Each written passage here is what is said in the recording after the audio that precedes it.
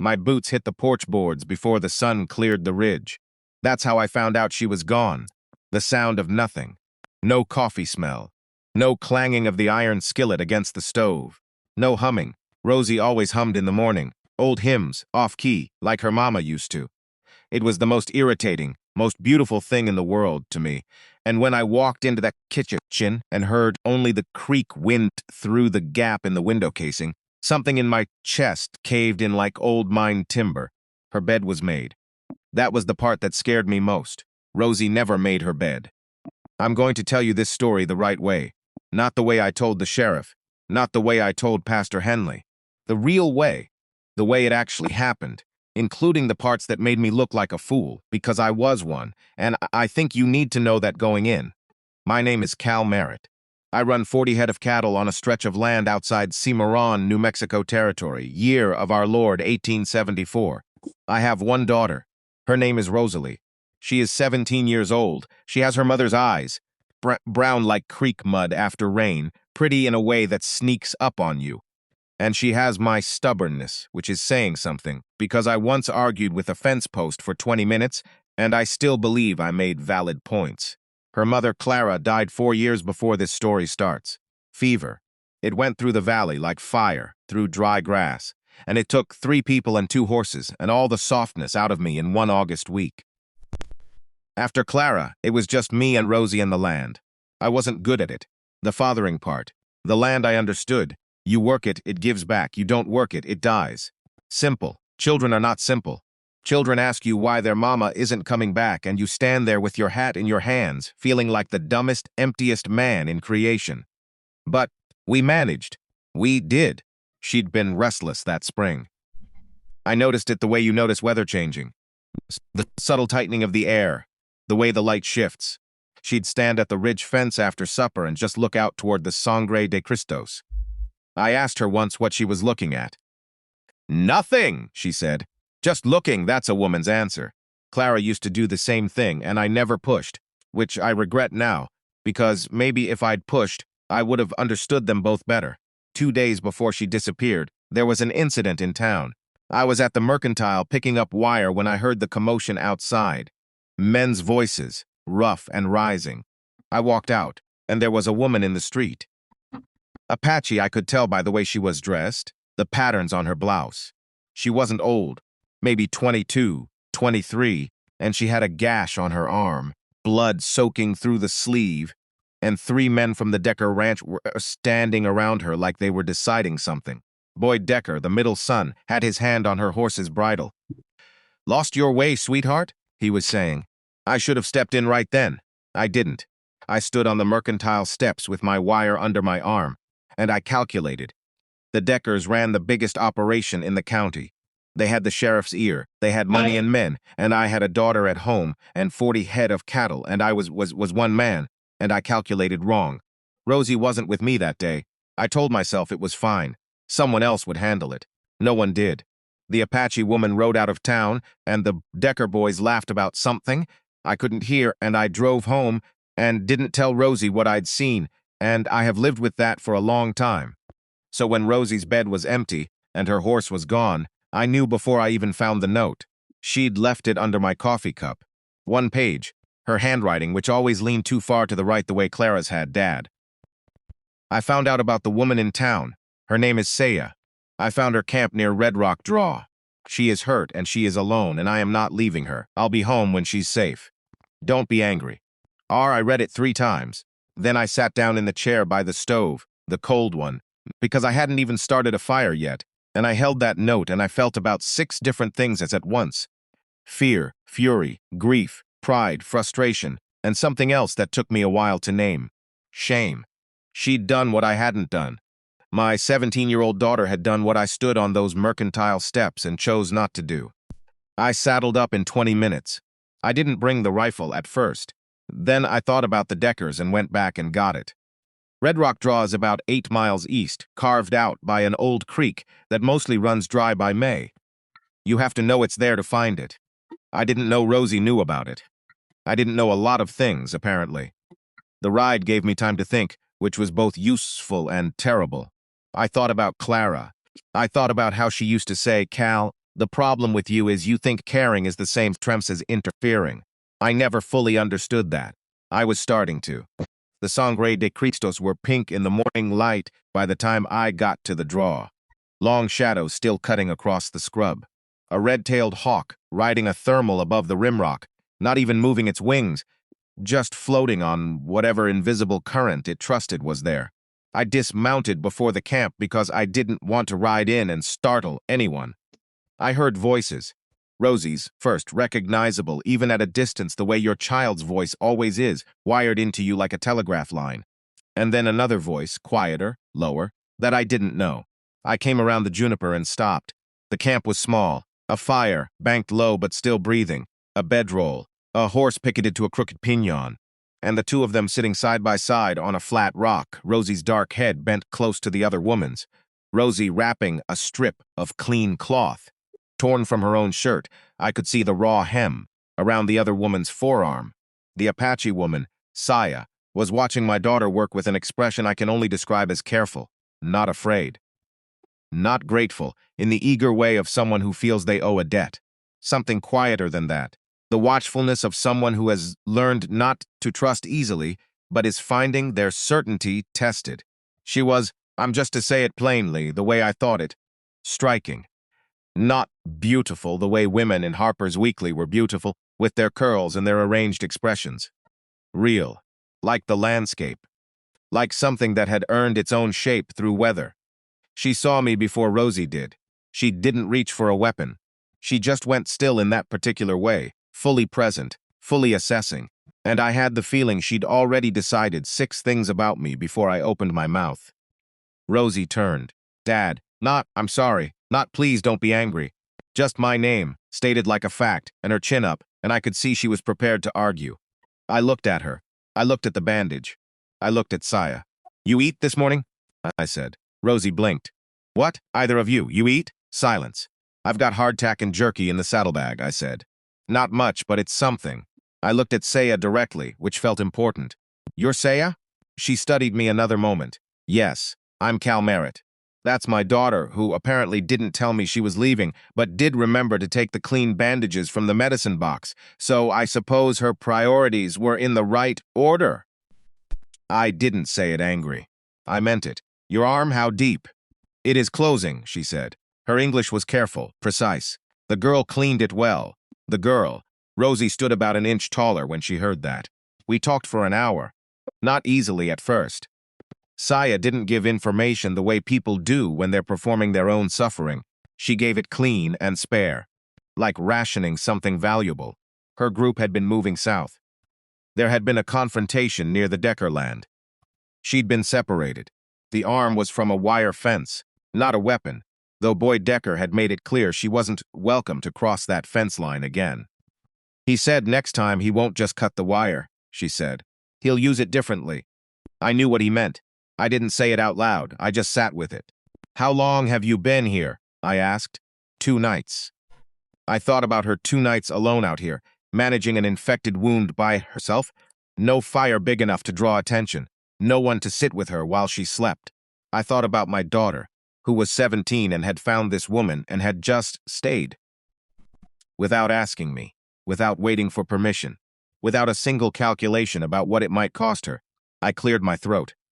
Our place has a barn, I said. Good barn. Separate from the house but dry, with a loft and a stove. Nobody can see it from the road. I looked at the ground when I said the next part because I'm not a man who's good at apologies, and this was the closest I could come to one. I was in town 2 days ago. I saw what happened at the Mercantile. I should have. I stopped. Started again. I didn't handle that well. I'd like to handle this better. Nobody said anything for a long moment. Then Rosie quietly, We'll protect her, Dad, both of us. I looked at my daughter. God, she was so much her mother. Yeah, I said. We will. We didn't ride back right away. Saya wasn't ready to move on that arm, and I wasn't about to rush her. We stayed another half day. I hobbled my horse next to hers and got out what food I had, and Rosie made a small fire back up against the rock face where the smoke would disperse. Somewhere in that afternoon, I started to notice things. The way Saya moved, even injured, even cautious, was different from the way most people move through land they don't own. Like she understood it, Not my land, my fence understanding I had for my 40 acres, but something older and more lateral. She'd pick up a stone without looking at it and set it back exactly where it had been. She'd watch the hawk and then watch where it was watching, and then, without explaining it, suggest we move the horses 100 yards east. 20 minutes later, a group of riders came along the draw. Decker hands, 3 of them, not looking hard, just moving through. They didn't see us. I looked at Saya after they'd passed. She was already looking at me. "Old habit," she said. I nodded like I had any idea what that kind of learned survival felt like in your bones. I didn't, but I was learning to respect it. Rosie and Saya talked the whole afternoon while I kept watch. I caught pieces of it. Rosie telling her about Clara, which surprised me, because Rosie almost never talked about her mother, and certainly not to strangers. Saya, listening the way she did everything, completely, without fidgeting or filling the silence with words. Rosie asking something in a low voice, and Saya answering, and Rosie laughing. A real laugh, surprised out of her. And, for a moment, I felt like I was watching something I wasn't supposed to see. Something private and important. The beginning of a friendship that was going to outlast whatever I decided. Good. That was my honest reaction. Good. We got back to the ranch just before dark. I put Saya in the barn loft like I said. Clean straw, the wool blankets we kept up there for winter calvings, the small iron stove lit and drawing. Rosie brought supper up on a tray, beans and cornbread, and a jar of the apple preserves Clara had put up the last summer she was alive. I don't know why Rosie chose those particular preserves. Maybe she didn't think about it. Maybe she did. I stayed downstairs in the barn with the horses, checking hooves I'd already checked, doing the kind of unnecessary work that gives a man's hands something to do while his mind sorts through things. Saya came down the loft ladder after a while. "You don't have to stay," she said. "I am not afraid in the dark." "I know," I said. "I'm not staying for you." I smoothed my hand along the mare's neck. "I'm staying because I don't do much sitting still." She stood in the lantern light with her bandaged arm and her straight spine, and she looked at me with those assessing eyes and said, "Your daughter told me your wife died, that you raised her alone." 4 years, I said. She turned out well. It hit me harder than I expected. I had to look away. Her mother did the real work, I said. I just tried not to undo it. Saya made a small sound, not quite a laugh, something drier. Most men don't even do that much. She stayed 6 days. Boyd Decker came around on the 4th day. Not to the house, just up to the fence line, sitting on his horse like he was measuring something. I walked out to meet him with the rifle loose in my hand, not raised, just present. "Merritt," he said. "Boyd. Heard you might have taken in a stray." He said it like it was nothing, like she was nothing. "I don't keep strays," I said. "I keep my own business, and I'd suggest you keep yours." He looked at the rifle. He looked at me. Boyd Decker was a lot of things, but he wasn't stupid. Stupid was his older brother. And he ran his calculation the same way I'd run mine on those mercantile steps, except he came to a different conclusion. "Nice day," he said. "It was," I said. He rode off. I stood at the fence until he was out of sight, and my heart rate came back down, and then I turned around and Rosie was standing on the porch, watching me, with her arms crossed. "You handled that well," she said. I pointed at her. "Don't!" She smiled, Clara smile, all the way. On the 6th evening, Saya came to find me at the water trough, where I was doing the last of the evening chores. The sun was going down behind the sangreses, and the sky was doing that thing it does out here in New Mexico that people from other places don't believe until they see it. 5 colors at once, none of them right for a sky, but all of them perfect together. "My group will be moving again soon," she said. "I'll need to find them." "I know," I said. "I want to tell you something." I set down the bucket and gave her my full attention. It seemed like the right thing. "What your daughter did," she paused, not because she was searching for words, because she was choosing them. There are people who help because they feel sorry for you. And there are people who help because they cannot do otherwise. They are different. She is the second kind. I looked at the ground, breathed, looked back up. "She is," I agreed. "You raised that." "Her mother, both," Saya said firmly, leaving no room for me to shrink out of it. I accepted it, nodded. "Will you be safe?" I asked. "I am rarely safe," she said. "Not just true, but I am rarely not." A pause. I'll send word when I can, if I can. You don't owe us that. No, she agreed. But I want to. She left before dawn. Rosie was up to see her off. Of course she was. She'd probably set her own internal clock to wake in time. She was 17 and had all that fierce feeling burning in her that young people have before life convinces them to bank it. I was up too. We stood in the dark yard with the horses breathing steam and Saya mounted, and for a moment it was just the four of us. Me, Rosie, Saya, and all the complicated quiet of the territory. Saya looked at Rosie. She reached into the bag at her hip and took something out, a small woven cord, beadwork in red and blue, simple and small, and held it out. Rosie took it with both hands. Saya looked at me then. She didn't say anything, just held my eyes for a moment, one nod. Not gratitude, something more level than that, something that passed between two people who have decided to think well of each other and means more for being chosen. Then she rode. Rosie and I stood and watched until the dark took her. The next morning was the first morning in 4 years that felt anything other than just bearable. I don't fully know why. Nothing had changed exactly. Same 40 head, same creak in the window casing, same everything. Except Rosie made coffee and sat across from me, and turned the woven cord around her wrist and said, without looking up, "Do you think she'll come back?" "I think," I said slowly, "that she'll do exactly what she decides to do. Same as she always has." Rosie nodded. "That seemed like enough. Dad? Yeah. I'm sorry I didn't tell you." Before I left, I wrapped my hands around the coffee cup and looked at my daughter and thought about a woman on a flat rock with her arm being wrapped in a torn shirt, and the words the girl cleaned it well, and what it does to a man to watch someone you made become someone like that. "You made the right call," I said, "and I'm the one who should apologize. You saw something I turned away from. I won't do that again." She looked up. "Okay," she said, quietly, like she believed me. I meant it. "So I suppose that's the story. Not of a rescue, exactly, not of a romance, at least not the kind people usually mean by the word. But there's something that happens between people sometimes. Something you can't put a name to easily, where one person's courage pulls another person back to who they meant to be. Saya's steady dignity, and Rosie's flying in with both hands bravery. And whatever I scraped together standing at that fence line with Boyd Decker, all of it added up to something. Something that felt, in that small kitchen, on that ordinary morning, like the beginning of being all right. The woven cord never left Rosie's wrist. Not that winter. Not the spring after.